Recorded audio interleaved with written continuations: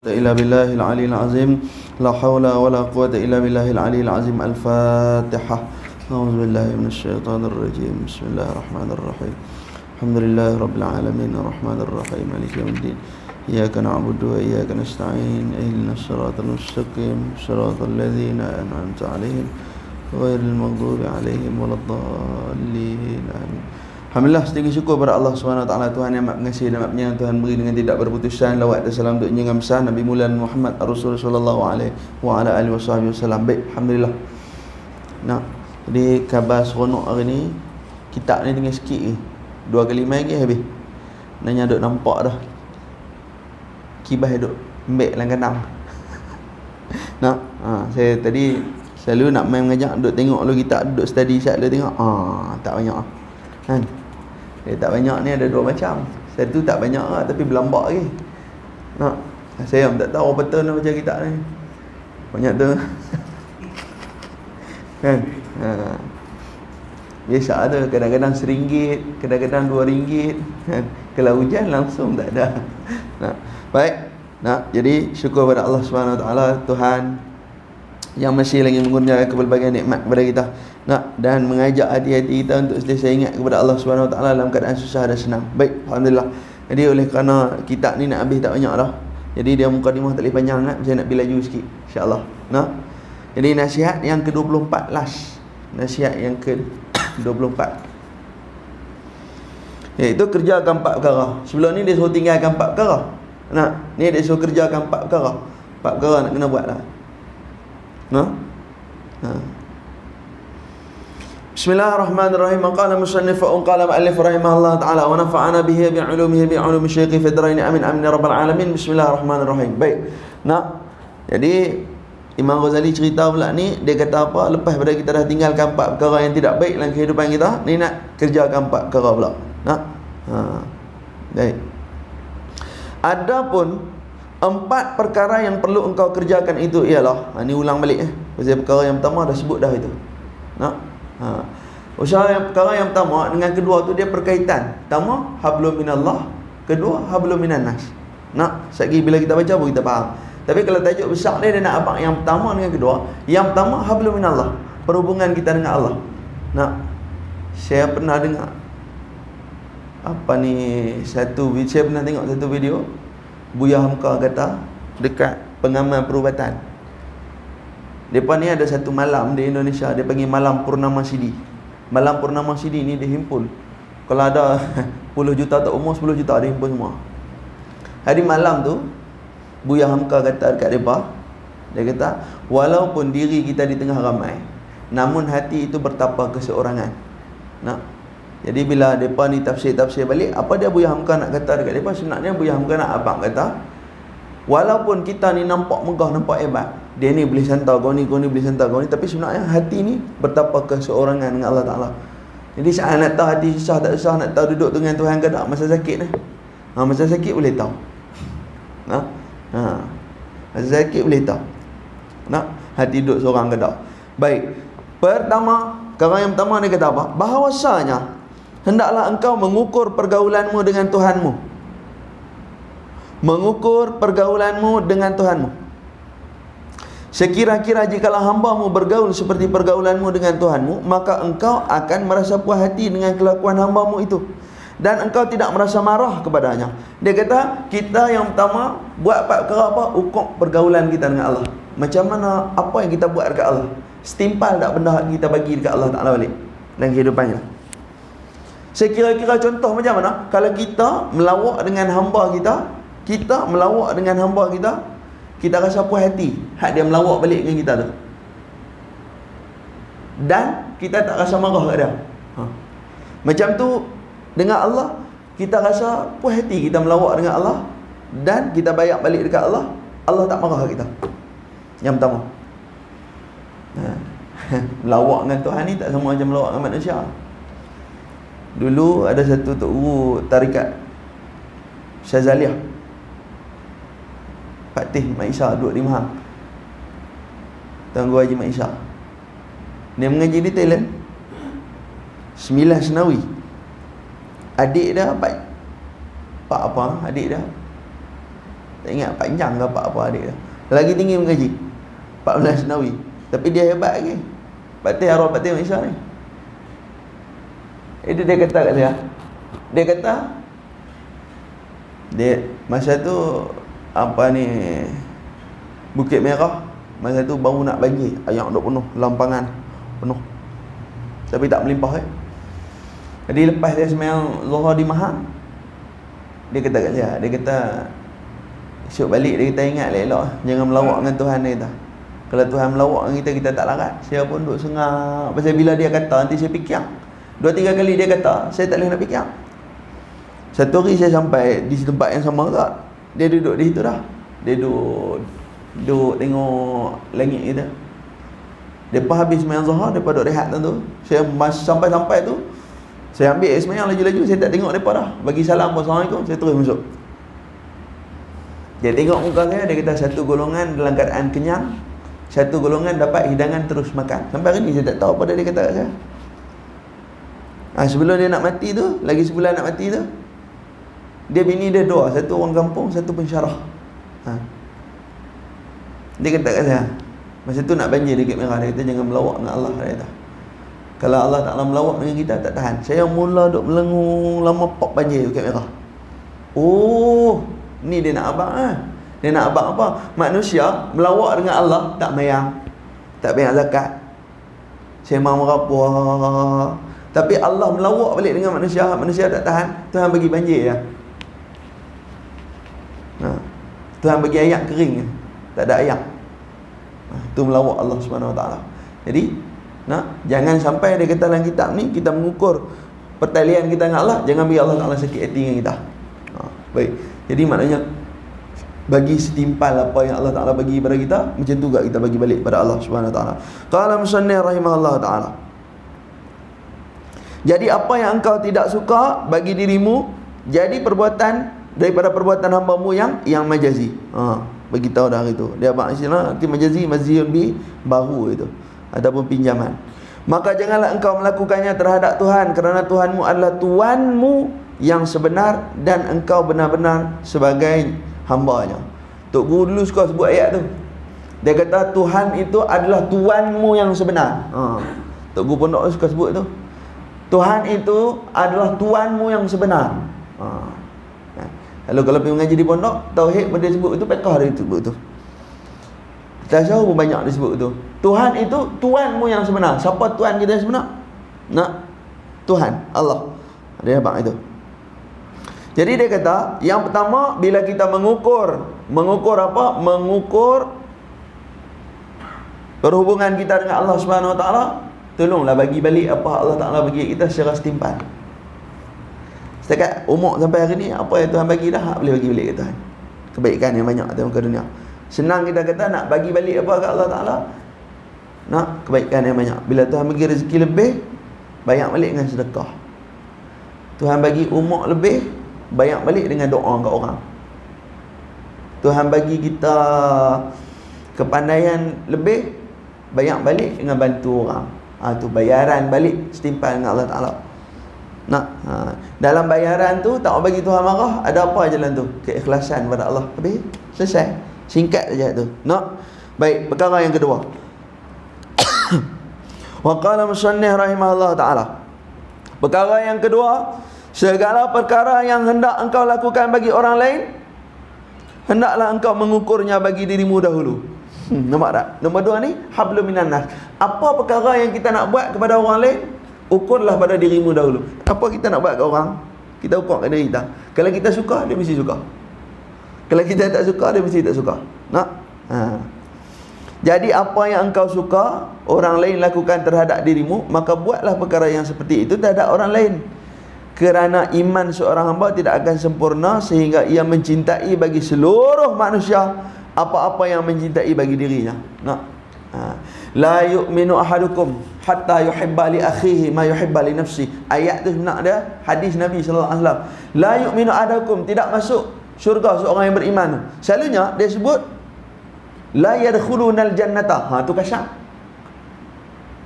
Tu kasar. Bila Nabi kata la yadkhulunal jannata, tidak akan masuk seorang tu dalam syurga, tu kasar. Saya Nabi nak abang, hang beriman ke, hang tak beriman ke, hang apa ke, hang tak masuk syurga dah. Tapi bila Nabi sebut secara lembut, walaupun lembut tapi pedih, la yu'minu ahadukum, tidak akan masuk seorang yang beriman dalam syurga Allah Ta'ala. Hatta sehingga mana? Yuhibba li akhihi ma yuhibba li nafsi. Yuhibba li akhihi, dia kasih kepada sekalian yang ada ni. Ma yuhibba li nafsi, macam mana dia kasih akan diri dan diri. Ni kalau dia seronok tengok orang jatuh, tak ada syurga, mayang pi putih tiga sejadah pun. Orang dah kata dah. Tu. Jam. No. Dia suka tengok kehancuran pada orang lain, dia suka tengok permasalahan pada orang lain, tak nak masuk syurga dah. Tu kadang-kadang duk cerita. Jangan sedih ya. Tapi layak agak sedih benda tu. Kira orang semayang ni mana masuk syurga lagi. Lebih dia semayang, syurga belum hijau nah. Kadang-kadang duk abang daripada tanya ni macam mana Ustaz? Baru belajar jadi baik. Bukan baik, tak bolehlah rasa baik dah. Nabi SAW tak pernah rasa baik. Tak boleh rasa baik dah. Baru belajar jadi baik, bukan baik. Cuba kita tengok macam hari tu saya kata, bila Tuhan benci pada manusia tu, wujud zahiriah pada dia 4 perkara. Dalam kitab ni kata Tuhan benci orang tu ada 4 tanda. Kita nak cek diri kita, tengok Tuhan benci ke tak benci. Pertama, tiap benda yang kita buat tu tak tahu pasal apa. Tanda pertama berlambak dah. Tidak? Bila kita buat suatu perkara tu tiada bersebab, tak ada sebab. Dan bila ditanya tak tahu kenapa. Pasal apa? Tak tahu. Kerja pasal apa? Tak tahu. Dia tak boleh abang kata aku kerja cari nafkah, nak bagi besar anak dengan nak jaga isteri. Tak boleh. Pasal pemakan sebab lapar, dia tak boleh abang. Dia tak ada apa, dia kata duduk saja makan. Ni orang duduk dalam kebencian Tuhan. Dia buat kerja dia tak tahu pasal apa. Yang kedua, tanda Allah Ta'ala benci, tiap benda yang dia buat tak jadi ibadah. Ini geng-geng kita ramai masuk syek-syek ustaz kali.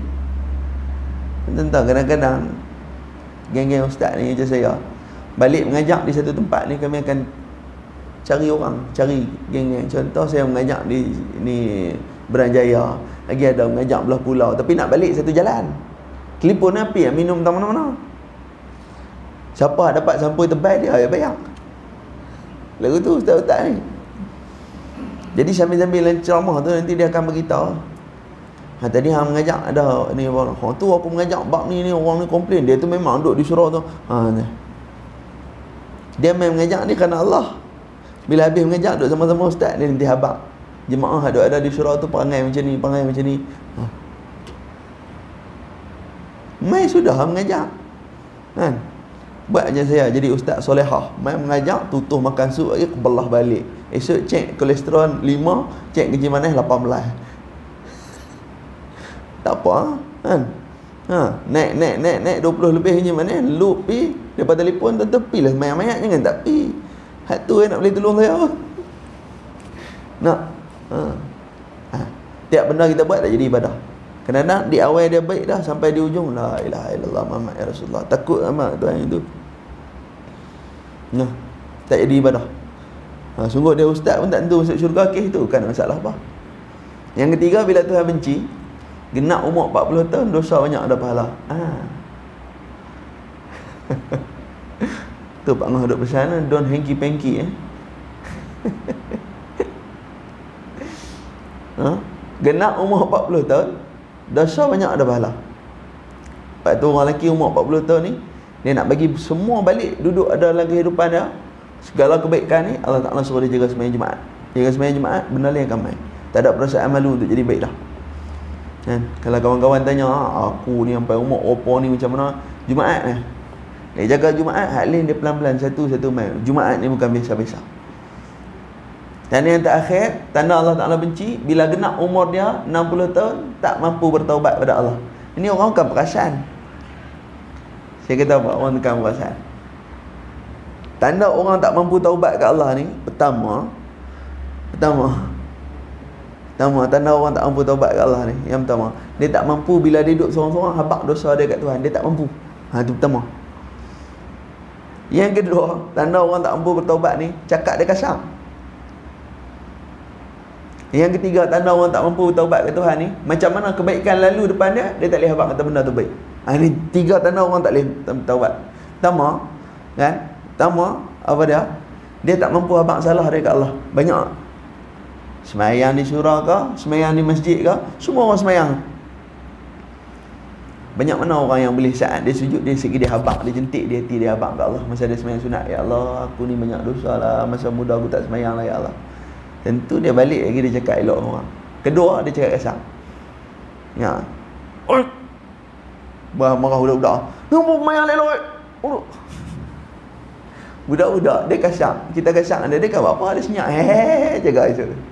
Tak apalah zaman ni budak-budak tak buat. Kalau zaman dahulu kala, zaman-zaman saya dulu dia buat cengeng tu, tisu merah kenduri tu duduk lain sama tu. Start pum api duduk ke depan. Zaman lah budak-budak baik. Tak apa, budak belah. Tapi tak ada belah. Yang tiga, tanda orang tak mampu taubat pada Allah SWT ni. Kan? Lepas pada dia tu tak boleh habaq, dia salah kat Tuhan. Yang kedua dia cakap kesat. Yang ketiga, kebaikan main kat dia tu dia tak mampu tengok. Banyak orang tanya saya dulu, Ustaz, Ebit Liu tu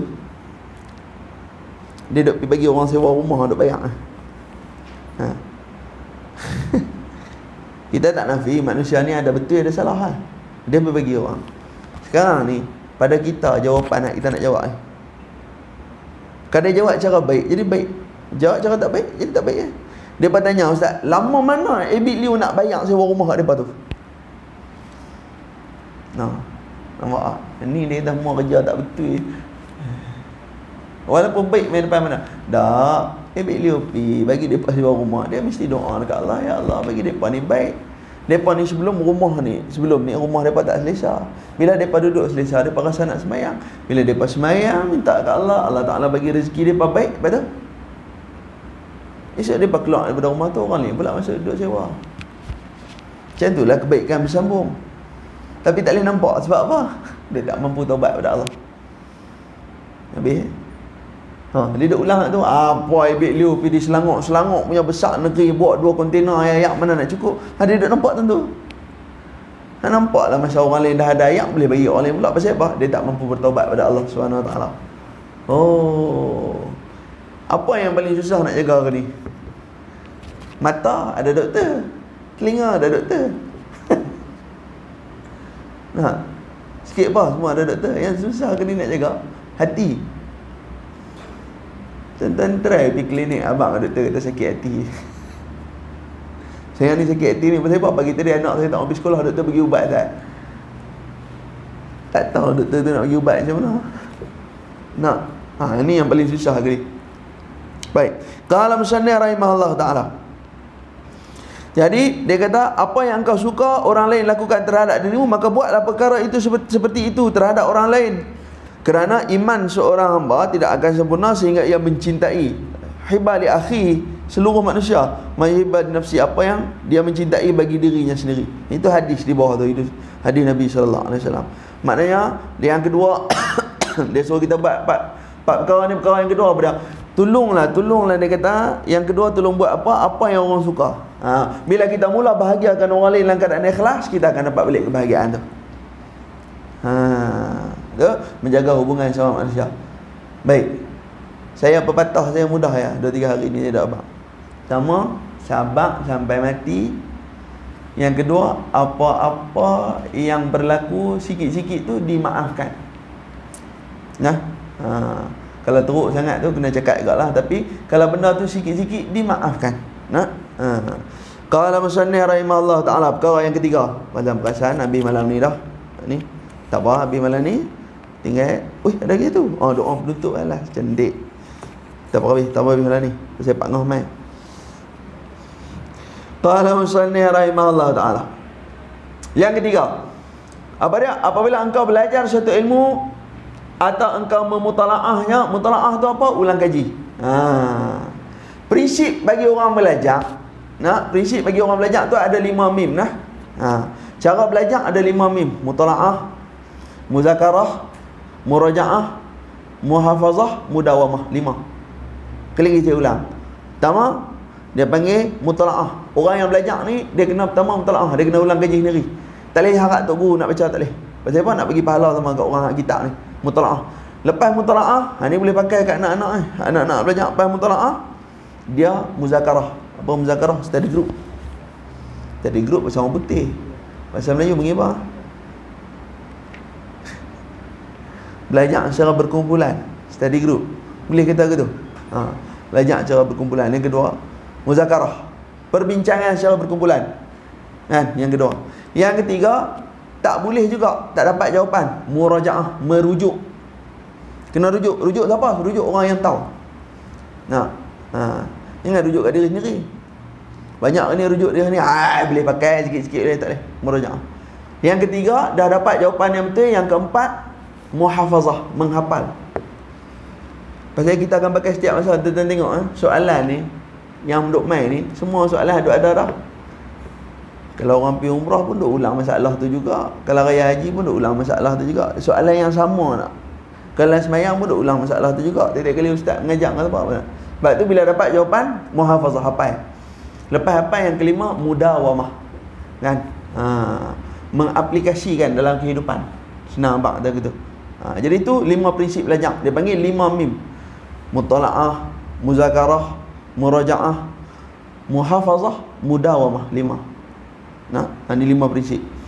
Dia kata yang ketiga, apabila kita belajar satu ilmu atau kita bermutalaahnya, maka sayurianya, maka kebiasaannya bahawa ilmu yang engkau pelajari itu akan memperbaiki hatimu dan membersihkan jiwamu. Dia kata perkara yang ketiga yang kita kena buat. Tiap benda yang kita belajar, kita kena dapat 2. Apa saja perkara yang kita belajar? Yang pertama, mestilah ilmu tu memperbaiki hatimu. Dia bagi baik hati kita. Yang kedua apa dia? Membersihkan jiwa. Baik hati, bersih jiwa. Yang ketiga, dia suruh kita buat. Kalau ilmu yang kita belajar tu tak boleh bagi bersih hati, tak boleh bagi tak boleh memperbaiki hati kita, bagi baik hati kita, tak boleh bersih jiwa kita, maknanya ilmu tu tidak bermanfaat pada kita.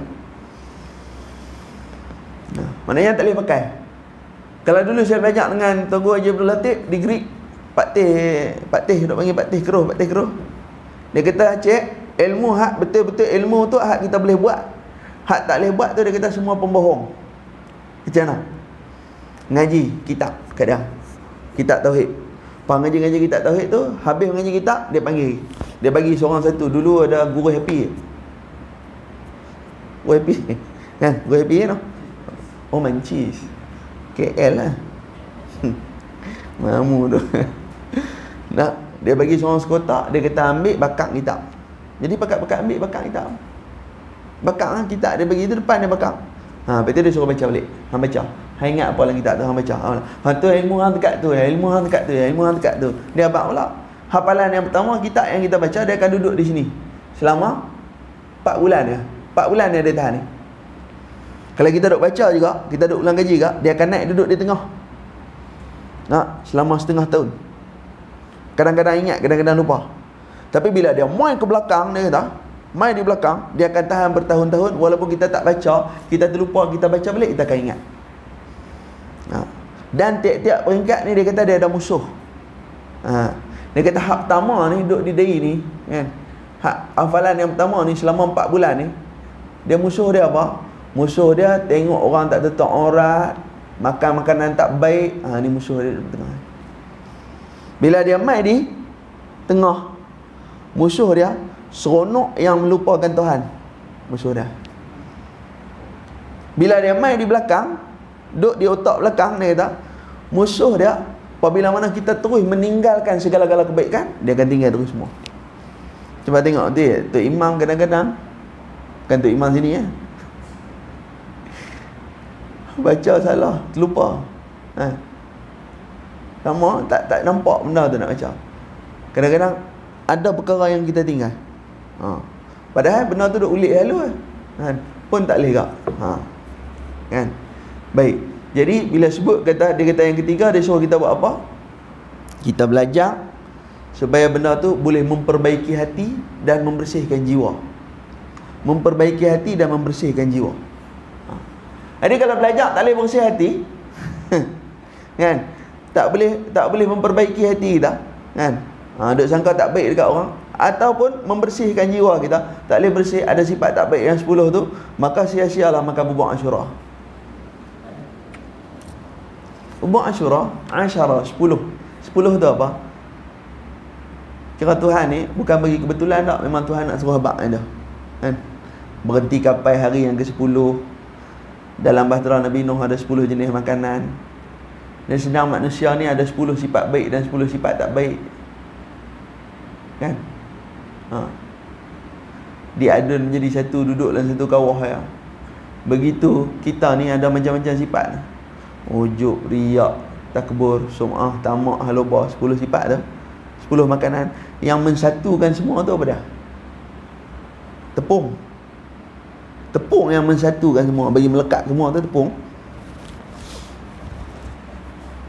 Jadi kita duduk dalam satu kawasan, ada orang sifat dia ubi, kan cepat empuk pun tak, lambat empuk pun tak. Ada orang sifat dia kacang kuda, lambat empuk sikit. Ada orang sifat dia kacang tanah, lagi lambat empuk. Ada orang sifat dia terlalu cepat empuk, ubi kayu. Jadi semua sifat ni disatukan dengan apa? Dengan tepung. Begitu kita nak satu semua sifat yang ada di kalangan kita ni dengan apa? Sabar. Kepelbagaian warna tu bila dicampur menjadi putih. Syurga ni 7,000 warna. Tapi oleh kerana bila dah terlampau banyak warna, dia wujud satu warna ni apa? Warna putih. Itulah kembali kepada sabar. Sabar sampai mati. Apa-apa berlaku masalah sikit-sikit dimaafkan. Habis. Selesai masalah. Kalau Pak Ngah dia, saya kita boleh suruh Pak Ngah bagi demo satu macam mana nak buat tu. Tapi lepas operation ni dia batas slow sikit Pak Ngah tu. Bateri kot tu. Kau ada salah sambung wayar. Baik, jadi yang ketiga, perkara apa yang kita kena tahu, perkara apa yang kita kena buat tiap kali kita belajar, pertama mestilah pelajaran tu memperbaiki hati dan membersihkan jiwa. Qala musannif rahimahullah ta'ala, seperti halnya jikalau engkau mengetahui bahawa umurmu hanya tinggal 1 minggu saja lagi, maka sudah pasti engkau tidak akan sibuk dengan ilmu fiqh yang dalam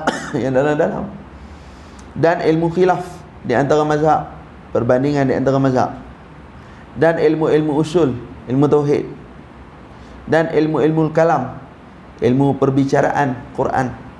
Seumpamanya, kerana engkau tahu segala-gala ilmu yang aku sebutkan tadi tidak beri faedah padamu. Dia kata seumpama mana? Seumpama kita kalau tahu lagi seminggu nak mati, lagi minggu nak mati, tak ambil tahu dah ilmu fiqh yang dalam ni, tak ambil tahu.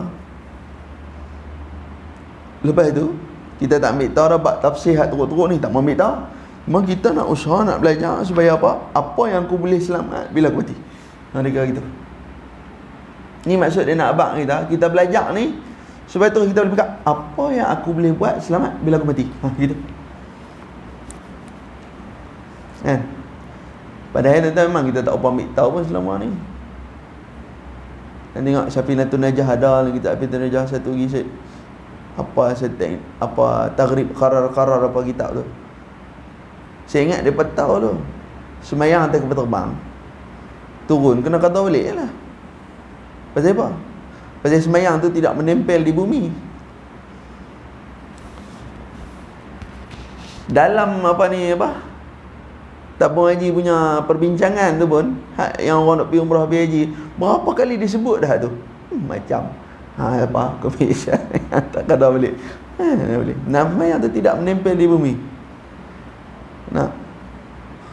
Banyak orang banyak situ. Nombor 2, orang enggak ambil tahu jamak dengan qasar ni. Kan? Jamak dengan qasar tu duk mengaji. Jamak takdim, jamak takhir, jamak suri, jamak tamam, 4. Okey. Jamak takdim, jamak di awal waktu. Jamak takhir, jamak di ujung. Jamak suri dihimpunkan 2 waktu. Ujung waktu maghrib, awal waktu isyak bagi orang yang kencing tak tus. Jamak tamam bukan jamak khasar . Jamak qasar dihimpun dan dipendekkan. Jamak tamam dihimpunkan saja tapi tak dipendekkan. Jadi masalah saya macam ni, saya nak cerita.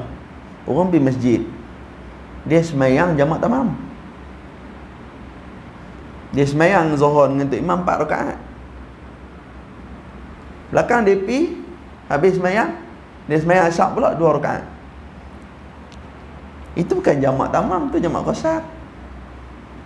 Kalau jamak tamam, di sana semayang 4, sekejap lagi habis tu semayang Asar kena 4. Tu jamak tamam. Banyak dah buat macam tu. Pasal apa? Dia tak mau ambil tahu. Hak senang lah.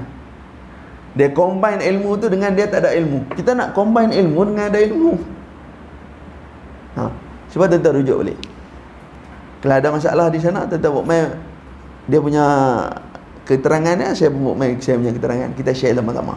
Kita belajar.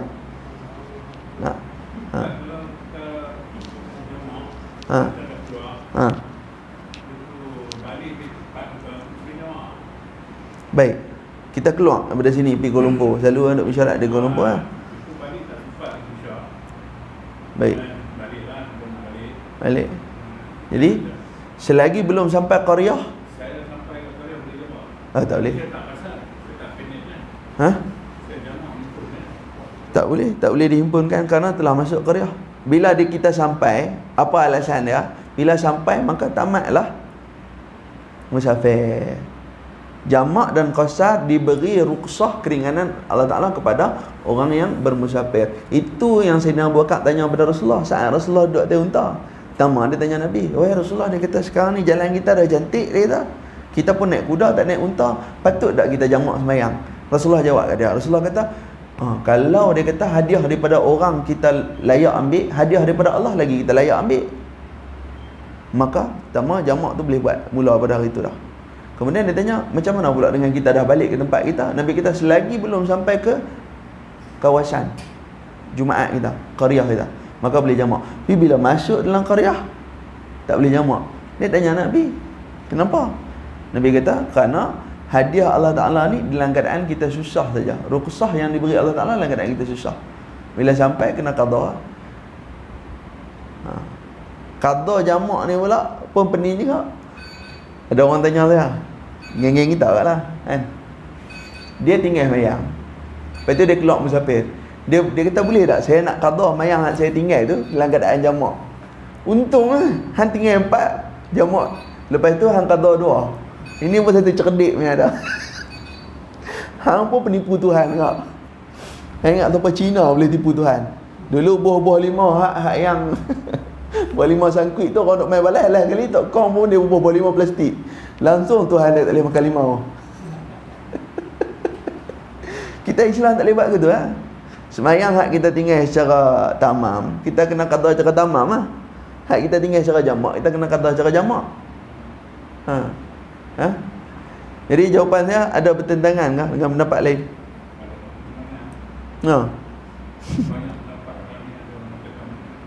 Banyak yang mengatakan boleh.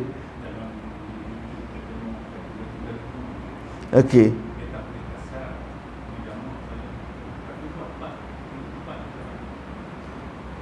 Maksud tadi macam mana?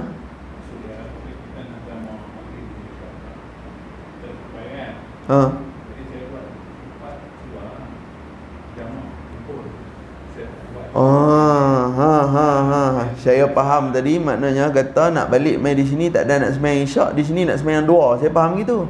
Maksud saya dah keluar. Saya balik tempat dia. Saya balik rumah dia. Balik rumah lah. Jadi kalau kita balik habis dah kita tempoh musafir tu. ya, okey. Saya dah cari lewat kita balik, kita jamak maksudnya saya buat isyak, saya buat maghrib. Saya tak kasar, saya tak memendekkan. Okey. Jadi dia kata himpun tu boleh. Himpun tu boleh tapi tak boleh. Okey, pertama yang saya nak tengok lagi, yang saya nak faham ni, pertama kita sembahyang isyak dulu kan, sebab isyak tu masih waktu dia. Okey, 4. Maghrib tu kita sembahyang. Niat qada tak? Tak. Jadi saya kena pergi, saya balik kena selak balik. Sebab apa? Sebab tamak bahagian lepas pada waktu musafir. Rukhsah diberi hanya waktu musafir satu. Kan? Dia mesti bila dia istinbat hukum, dia akan istinbat hukum, ulama istinbat hukum, bukan sebab kita pakai kepala otak, boleh. Tak, dia kena tengok isi makan, dia kena tengok isi zaman. Yang dibolehkan tu atas sebab. Dia yang dibolehkan tu di atas sebab. Bila kita membolehkan dengan keadaan yang umum, ni boleh tak? 10 orang nak buat macam tu. Jadi di situ pegangan tu siapa yang nak tolong jawab dengan Tuhan? Kan? Saya meletakkan atas kata tak boleh tu, kan? Kalau kita rujuk balik sama dalam kitab apa ni yang kita duk mengaji di sini tu, Idaman Penuntut pun dia kata tak boleh, kan? Jadi kita nak kena tahu dibolehkan tu kepada siapa? Kan? Dibolehkan tu kepada siapa? Adakah diboleh secara mutlak, secara umum Dia itlak pada semua orang boleh buat itu. Maknanya hampa pergi mana-mana pun tak ada masalah, hampa balik lewat pun tak apa, hampa main jamak dah semua. Kan? Ataupun dia bolehkan pada setengah-setengah haul saja. Setengah-setengah haul bagi orang ni yang uzur syar'i. Ataupun dia ni ada masalah di jalan kereta rosak ke apa boleh. Ataupun dia ni masalah dia hadas dia di jalanan tak ada ayak ke. Ini kena tengok boleh ke. Nak? Tak apa, kita sama-sama pakai share insya-Allah. Nak? Tak masalah nak tu. Saya salah, saya minta maaf. Saya ilmu saya sikit. Kan? Kita sama-sama share. Baik, bismillahirrahmanirrahim. Maqal musannif rahimahullah taala. Nanti kita tengok semua. Jadi dia kata apa? Seolah-olah dia kata yang ketiga ni, kita ni umur kita tinggal seminggu lagi nak mati. Tentu dah kita tak mau buat apa dah. Pasal kita tahu dah lagi seminggu kita nak mati. So, kita usaha untuk apa? Usaha untuk cari keselamatan bila kita mati. Dalam keadaan ini sudah tentu engkau akan sibuk dengan muraqabah pada Allah Subhanahu Wa Taala. Muraqabah hati bermakna sentiasa memperhatikan keadaannya dan menghilangkan segala perkara yang cuba merosakkannya. Itu muraqabah.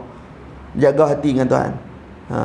Jadi mempelajari sifat-sifat kejernihan jiwamu dan berpaling daripada urusan keduniaan. Dan engkau akan sibuk pula mengisi hatimu dengan cinta akan Allah Ta'ala dan beribadah kepadanya dan memakaikan diri dengan sifat-sifat yang baik. Jadi dia kata kepada kita, jadi yang ketiga ni dia kata, tiap apa benda yang kita belajar, mestilah pelajaran tu memperbaiki hati dan membersihkan jiwa. Itu ringkasannya, senang. Dia bagi contoh kepada kita, tiap kali kita belajar tu seolah-olah lagi seminggu kita nak mati. Apa benda yang kita akan buat? Lagi seminggu kita nak mati. Perkara tu yang kita kena buat tiap kali benda kita belajar. Ayyuhal walad, wahai anakku yang tercinta, dengarlah nasihatku ini baik-baik dan fikirkanlah isinya. Kenapa dia kata di sini? Sebab kita ni nak habis dah. Semoga engkau kelak mendapat keselamatan. Apa lagi yang terlebih penting di dunia ni melainkan selamat insya Allah? Tak ada.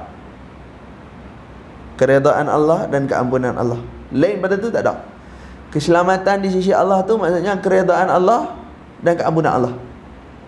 Tuhan redha saat kita hidup, Tuhan ampun saat kita mati. Lain tak ingat apa dah tu. Cobalah engkau fikirkan, seandainya engkau telah diberitahu bahawa seorang raja 1 minggu lagi akan memilih engkau sebagai menteri, maka apakah kira-kira yang akan engkau buat selama 1 minggu? Maka dalam masa 1 minggu ini sudah pasti engkau tidak akan mengerjakan sesuatu kecuali perkara yang engkau sangkakan bahawa raja itu akan melihat dan memperhatikannya. Sama ada pakaianmu, tubuhmu, rumahmu, hamparanmu dan seumpamanya. Maka sekarang cuba engkau fikir baik-baik apa yang telah kukatakan tadi, kerana engkau adalah seorang yang cepat faham dan perkataan yang sedikit sudah mencukupi bagi orang yang bijak. Dia kata apa? Ingat, dia kata nasihat dia habaq ni baik-baik ni lah. Seolah-olahnya seumpama dia kata, bila raja bagi tahu kita, susahlah raja nak kata. Raja no. Kalau kita kata di Penang ni apa? Gubernur bagi tahu kat kita bahasanya dia nak bagi kepada kita tokoh Maulidur Rasul tahu ni, contoh. Gubernur panggil kita nak bagi contoh ni Maulidur Rasul. Dalam masa seminggu nak pergi tu, dia bagi dah surat kita, tokoh Maulidur Rasul. Apa yang kita akan buat? Saya pernah tanya seorang pegawai askar, bila Sultan Kedah nak bagi pingat, Sultan Abdul Halim nak bagi pingat, kan? Apa dia punya perasaan dia? Dia kata mula-mula dia kata jadi ketak ni semua. Balik pada Kuala Lumpur, langgar kita orang habis. Pergi tanya kat orang istana, pergi tanya kat kawan-kawan nak bisa kerja di istana ni, Sultan Halim ni macam mana. Dia kata Sultan Abdul Halim ni bila dia bubuh pingat dekat orang, kebanyakan bubuh pop jatuh pingat tu. Bila jatuh kita tak boleh ambil sendiri lah. Kita keluar baris apa semua pergi duduk tu, baru orang lain pergi ambil, baru kita jadi tak apa syok lah. Dia kata kebanyakan jadi macam tu. Lepas tu saya tanya dia, Pak Tih buat apa? Dia kata Pak Tih ni dia kata doa kat Tuhan lah. Oh, rupanya nak pergi jumpa manusia pun boleh doa kat Tuhan. Cerita. Lepas tu dia kata ikut protokol lah, pergi sampai di istana tu dia panggil buat raptai, pakai baju apa semua, pergi tanya. Pergi tanya, dia kata betul kan ni IC saya ni apa ni, betul kan saya ni Sultan nak pergi pingat? Betul. Dia kata dengar betul itu. Balik dia kata rumah pun kemas elok, kok dia kata orang istana nak mai. Dia orang tak mai pun. Nak bagi pingat PJK, pingat jasa kebaktian lah. Lepas tu betul. Dia kata baju tu nak pergi istana tu, dia kata basuh, gosok pun dia kata banyak hari kat lah gosok. Nak bagi set tu terpacak elok. Kira-kira kalau tak ada pisau nak potong bawang, ambil tu. Ya. Lepas tu pergi istana pagi tu dia kata. Pergi dia kata kat macam ni semua dia kata. Bubuh-bubuh pangkat tu. Tok gutu dia kata. Riba medok di kursi, raba-raba tengok pangkat dah. Lega dia kata tak jatuh. Dia kata maknanya kira saya ni pun ada keturunan raja tak. Tuan nampak tak? Dia nak pergi ambil pingat PJK lah, pingat jasa kebaktian. Ada hilang tak pingat tu? Tapi macam mana dia punya usaha lagi seminggu nak pergi tu? Dengan baju gosok dia, dengan doa dia, dengan ya Rasulullah. Padahal pergi ambil pingat tu ya. Pingat tu berapa lama orang nak puji? Kalau di kampung orang tak panggil dah. Awak pergi sembahyang Jumaat boleh pakai pingat tu? Tak ada kan? Tapi anak abang kata dia punya usaha tu kerana benda yang sementara tu. Sat lah. Lepas tu pingat tu hang gantung lah. Hang tak larat esok tak boleh pakai dah pingat tu. Kan? Tapi dia kata dalam ni, dia kata tolong ingat baik-baik, dia kata itu perkara yang amat sedikit yang kita nak dalam muka Allah Subhanahu Wa Taala. Sedang hari ni matlamat kita belum berpindah kepada akhirat Allah Subhanahu Wa Taala. Wa mal hayatud dunya illa al-mata'ul ghurur. Maknanya dunia ni tipu daya belaka. Orang nak sedang tak sedang tipu daya dunia ni, tipu daya belaka ni masa tak larat ni sedang. Sama saya pun, Allah nak buat apa lah, aku ni silap pergi ambil ni buat apa. Pasal apa lah aku pergi mengajar tadi, aduh aku silap lah ya Allah, aku pun dosa berlambak ni. Kan? Nak pergi cerita kat orang jenak aku ilmu tengok, masa tak larat aku tahu. Aduh, saya kalau aku balik pergi jumpa Tuhan, Tuhan tanya aku ke mana. Orang nak abang satu, ustaz kami, tutup guru kami, mampus lah ya Allah nak jawab. Masa nak sugun muka atas simen, nak jawab apa dengan Tuhan? Kan? Tu dia nak abang kat kita setara tu. Baik.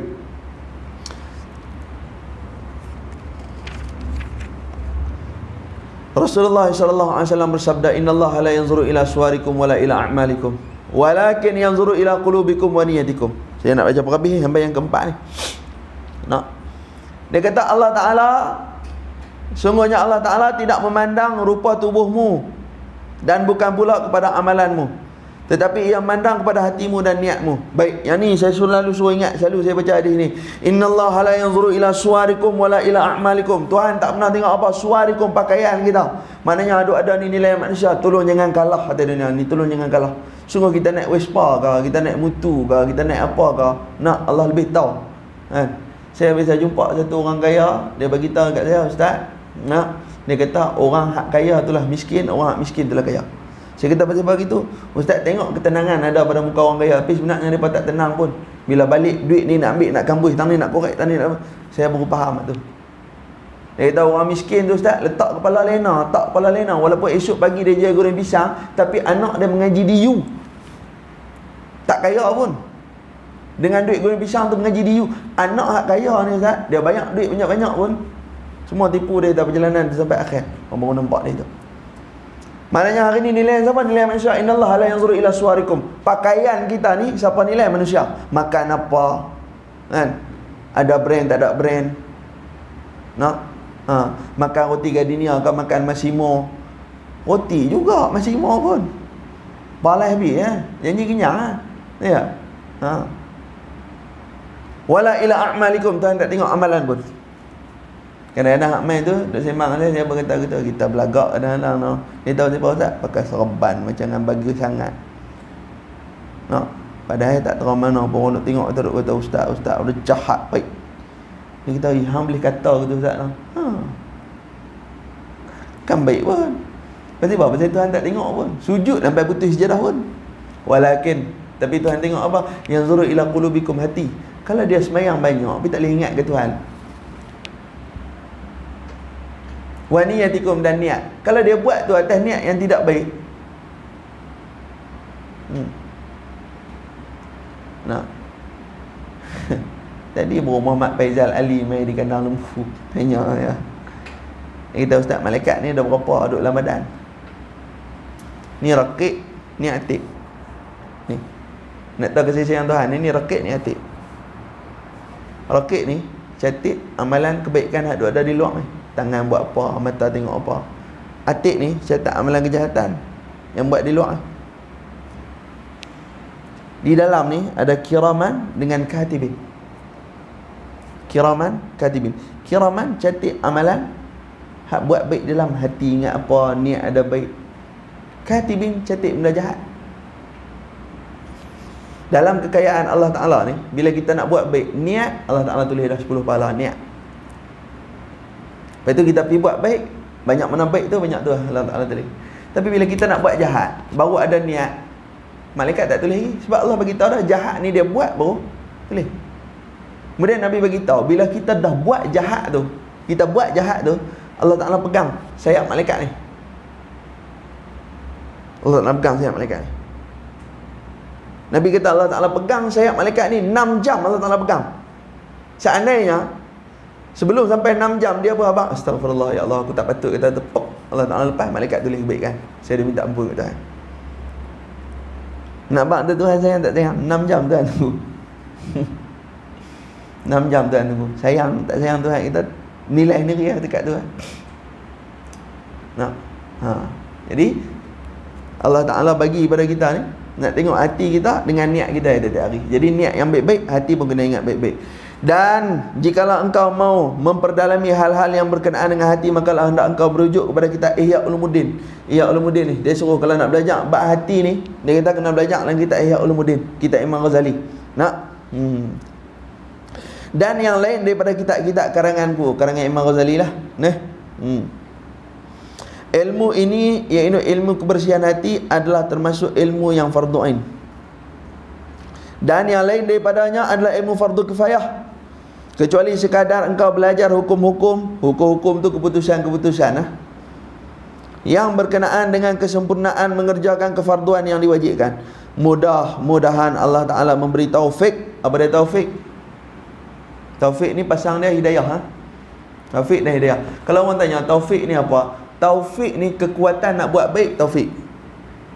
Hidayah ni apa? Angan-angan yang baik malaikat boleh hati. Kehendak yang baik tu nama hidayah. Okey, tu baik. Kalau jahat, hawa nafsu. Hawa ni kehendak. Baru kehendak, hawa ni kehendak. Nafsu perkara yang jahat. Hawa nafsu, syaitan main duduk dia bubuh, ikut nafsu, jahat. Kalau baik, taufik dengan hidayah. Hidayah malaikat bubuh, pak nak main surah. Lepas itu Allah Ta'ala bagi taufik, kekuatan. Itu taufik dengan hidayah. Aku dah sebut saja, wabillahi taufik wal hidayah, wabillahi taufik. Dan dengan Allah taufik dan hidayah. Kita selalu habis tu kita dah sebut tu, billahi taufik wal hidayah, assalamualaikum. Kita doa minta tu. Dan dengan Allah wabillahi taufik, kekuatan yang mai tu, wal hidayah, dan petunjuk. Itu kena faham, taufik dengan hidayah. Mudah-mudahan Allah Ta'ala memberi taufik kepadamu sehingga engkau menghasilkan ilmu-ilmu ini. Ini didoa kat kita ni, Imam Ghazali, supaya Allah Ta'ala bagi kekuatan kat kita. Supaya apa? Kita ni menghasilkan ilmu yang kita belajar ni. 4 perkara ni, ni perkara yang ketiga ni, Allah Ta'ala bagi kekuatan.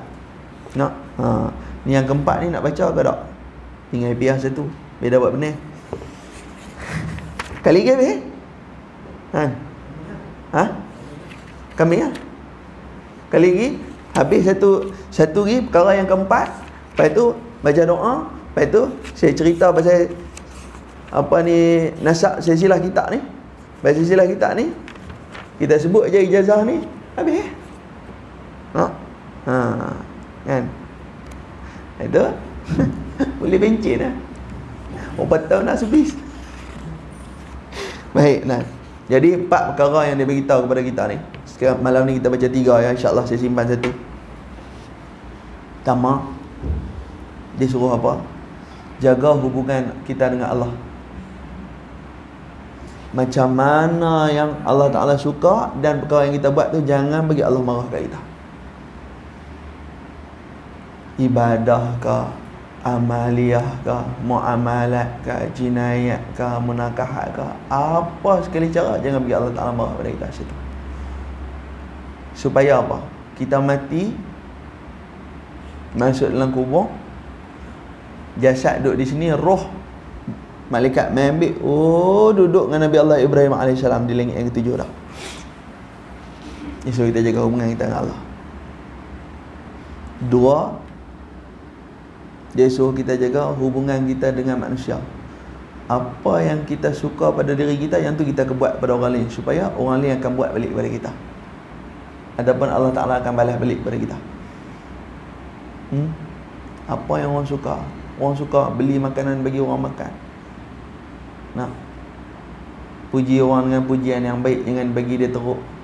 Bagi semangat kat dia, tak apa, insya-Allah lepas ni Allah bagi, jangan risau. Dak aku ni tak tahu ni kerja ni tak boleh selesai, tak apa, jangan risau, semua Allah Ta'ala bagi, yang tak payah risau. Bagi semangat dia. Dan yang ketiga, dia kata kita, apa saja pelajaran yang kita belajar di dunia ni, jangan kata pelajaran ni pelajaran agama ni, pelajaran yang tak agama sekalipun, pastikan pelajaran yang kita belajar tu, yang pertama, memperbaiki hati kita, bagi kita jadi baik. Walaupun dia belajar wiring, tapi wiring yang dia belajar tu untuk dia tu jadi baik, untuk dia cari nafkah dan sebagainya, dan membersihkan hati. Maksudnya membersihkan hati, dia belajar wiring sekalipun, tapi wiring yang membersihkan hati dia dengan apa? Walaupun dia pergi tempat wiring tempat orang, dia tak curi. Allah Ta'ala jaga rezeki dia. Maknanya pelajaran yang kita belajar membersihkan hati, membersihkan jiwa, dan memperbaiki hati kita. Habis tu 3 perkara besar yang kita belajar malam ni. Jadi insya-Allah mudah-mudahan tadi tuan kitab ni doa kat kita. Imam Ghazali ni doa bukan orang biasa. Imam Ghazali ni bukan orang biasa. Imam Syafi'i ngaji ke dia lagi. Jadi dia doa kita supaya kita boleh buat apa yang kita belajar. Dan tentang kena tahu, sebenar-benar ilmu tu apa yang kita buat dah, tu ilmu kita. Kalau kita buat boleh sabar, kita ada ilmu sabar. Kalau kita boleh tak membazir, kita ada ilmu tak membazir. Tapi selagi mana kita tak buat, maknanya kita bukanlah orang yang ada ilmu, walaupun kita pergi belajar bertahun-tahun. Maknanya ilmu yang sebenar tu apa yang kita buat. InsyaAllah setakat tu dulu malam ni. Sekali lagi pertemuan kita katanya berubah hari jadi hari Senin. Bulan 9. Tak mau berubah dah. Tak jadi pula. Selamat rujuk Cikgu Syahri. Hari Rabu lah. Habis buah penamat hari Rabu. Ingat nak habis bulan Merdeka ni. Mana tahu kita tengok kat ujung-ujung bulan ada sikit-sikit kan. Tak apa, nanti kemudian kita bincang lain lah. InsyaAllah kalau dan. Baik, setakat tu dulu. Amalan-amalan yang sikit jangan tinggal dah. 4 amalan teras setiap hari. Pujuk, ajak diri buat. Pertama ulama kata apa? Jangan tinggal Quran. Naik motor 3 kali qul Allah turut-turut sama dengan sebiji Quran. Tak ada peninah. Nak tidur baca sikit apa yang tahu 4 qul. Yang boleh baca al-mu lah. Kemudian yang kedua, ulama pesan hari-hari jangan kurang berzikir pada Allah. Sebab apa? Siapa yang banyak zikir di luar sembahyang, yang pertama dia akan khusyuk dalam sembahyang. Siapa yang banyak zikir dalam dunia, dia akan buat banyak duit akhirat. Esok ni bila kita mati masuk dalam syurga, Tok Guru saya pesan tu, dia kata apa? Kalau orang yang tak ada zikir ni, dia kata kalau malaikat mai jual unta sekok 5 kupang depan syurga dia tak boleh beli. Pasal apa? Dia tak ada duit. Jadi duit akhirat ni zikir di dunia. Apalah Tuan-tuan pun lebih arif tahu macam mana nak zikir, apa zikir. Kemudian yang ketiga, ulama pesan jangan tinggal sembahyang sunat. Yang ni pun tuan-tuan arif juga. Nak tuan-tuan tak payah tengok jauh-jauh. Baru 2-3 malam yang mimpi dia main kat saya. Selalu duk jumpa di tuang sampah tu tu. Dia kata, ustaz, agak-agak dia kata lagu saya ni kalau mati Tuhan terima ke Tuhan tak terima? Soalan lah dia tanya saya. Saya pun melawak kena. Saya kata tak faham ustaz, saya nak telefon tanya mereka terima ke tak terima. Dia kata saya tak, dia dah mengaji apa semua tak pandai saya abang dah. Mamu pergi sembahyang sunat Tuhan bagi kat kamu. Tuan-tuan dengar pun tengok. Ujung-ujung kehidupan apa yang dia buat? Hanya sembahyang sunat kan? Hanya sembahyang sunat 3-4 malam sudah. Saya duduk di Rantut Pahang. Pak tersedap. Pukul 2.30. Lepas dia bersembang memang saya terlena, tergelak, tersedap. Dia mai. Lah ni duduk menengok dia tahu untung. Okey, alhamdulillah. Dengan putih dengan segak dia. Pak. Sedap duduk atas katil. Tak apalah, selamatlah sana. Saya doa kat Tuhan macam tu, ya Allah, apa yang Hang bagi kat dia, macam tu bagi kat kami. Ujung-ujung kami mau ending macam tu cukup dah, tak mau hal lain. Lah ni tak kisah macam mana kami duduk, ya Allah, tapi esok ujung kami bagi macam tu, tak apa dah. Hang bagi hari Jumaat, tak ada azab kubur. Hang bagi masa Covid, walaupun dia tak Covid, dapat mati syahid. Cukup lah, ya Allah, cukup lah. Kami tak minta banyak lah. Baik Tuhan jaga anak pinak kami duduk atas dunia ni, supaya dia pun dapat baik juga. Ulama tak bagi kita tinggal sembahyang sunat. Apa yang tuan-tuan boleh buat dekat kita mampu. Jangan-jangan duk sukat kat orang.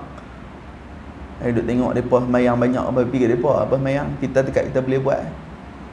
Usaha bagi boleh sembahyang qabliyah subuh dengan ba'dah maghrib, mau tinggal. Itu yang ketiga. Yang keempat, ulama pesan kepada kita, jangan tinggal sedekah. Walaupun tiap-tiap hari satu doa untuk mak ayah ataupun satu doa untuk abang, ya Allah, aku adik-beradik aku duduk di sana ni sakit, ya Allah bagi dia sihat. Doa itu sedekah yang baik, paling baik. Kalau duit bagus juga, sedekah juga, tak kira lah sedekah apa pun. Dah bila tak ada apa sangat, tinggal sedekah doa ya. Amalan terah ni jangan tinggal hari-hari. Bagi kita kuat dengan Allah Ta'ala. Baik, Allah wa Rasul alam bil muradihi. Kita tengok dengan tasbih farah sallallahu ta'ala. Subhanakallahumma bihamdik, asyhadu an la ilaha illa anta, astaghfiruka wa atubu ilaik. Bismillahirrahmanirrahim. Wal 'asri innal insana lafi khusr illa alladhina amanu wa 'amilus solihat wa tawassaw bil haqq wa tawassaw bis sabr. Bismillahirrahmanirrahim. Alhamdulillahi rabbil alamin, hamdan hamidin, hamdan syakirin, hamdan sabirin, hamdan zakirin, hamdan na'imin, hamdan yuwaffi ni'amahu wa yukafi'u mazida. Ya Rabbana lakal hamdu kama yanbaghi li jalali wajhikal karim wa 'azimi sultanik. Allahumma fakkina fid din wa 'allimna ta'wil wa hdina siratikal mustaqim. Allahumma rabbi yassir wa la tu'assir bitammim bil khair ya Allah ya arhamar rahimin. Allahumma rabbana atina fid dunya hasanatan wa fil akhirati hasanatan wa qina 'adzaban nar. يا فضلك وجودك وكرامك سبحان ربك رب العزة عما يصفون وسلام على المرسلين والحمد لله رب العالمين. Amin ya Allah. Saya mohon ampun, mohon maaf anda terkasar bahasa silap kata baik pada Allah, kurang baik kelemahan saya kemal ilmu saya mohon ampun, saya mohon maaf. Hadza billahi taufiq wal hidayah. Assalamualaikum warahmatullahi wabarakatuh.